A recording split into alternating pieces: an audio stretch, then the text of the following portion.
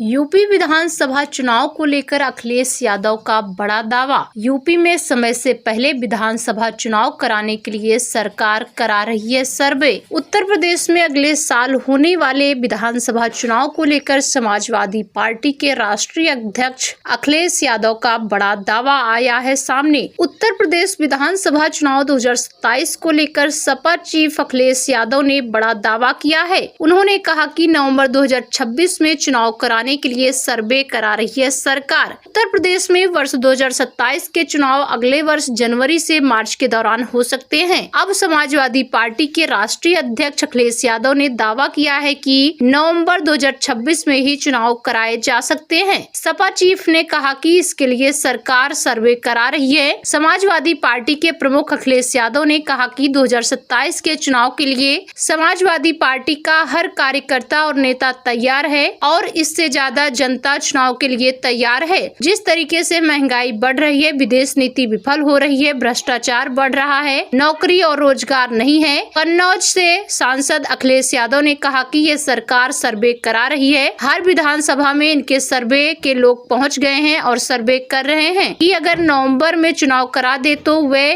कितनी सीटें जीतेंगे। जो इनकी रिपोर्ट आएगी उस पर वो फैसला लेंगे। उन्होंने कहा कि 2027 में समाजवादी पार्टी के कार्यकर्ता नेता से ज्यादा जनता तैयार है। ये सरकार ने अफवाह फैलाया है कि नवंबर में चुनाव करा देंगे। इसके साथ ही अखिलेश यादव ने इंडिया अलायंस पर भी चर्चा की।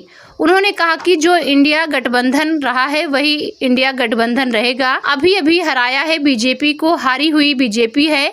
मरता क्या न करता, ऐसी बहुत सारी ताकतें आएंगी, बहुत सारे ऐसे लोग लगेंगे जो बीजेपी को बहुत लाभ पहुंचाना चाहेंगे। अखिलेश यादव ने कहा कि जिस देश में नौकरी रोजगार के लिए आईआईटी बननी थी वहां एसआईटी बन रही है। डबल इंजन की टंकी है, कितना भ्रष्टाचार हो रहा है। सपा चीफ ने कहा कि हमारे भारत की संस्कृति, उन परंपराओं को लखनऊ ने बचाया हुआ है। शायद देश में इकलौता शहर होगा जो सदियों पुरानी परंपराओं को आज भी जीवित रखे हैं। भंडारों से हमारे समाज में मेल मिलाप होता है।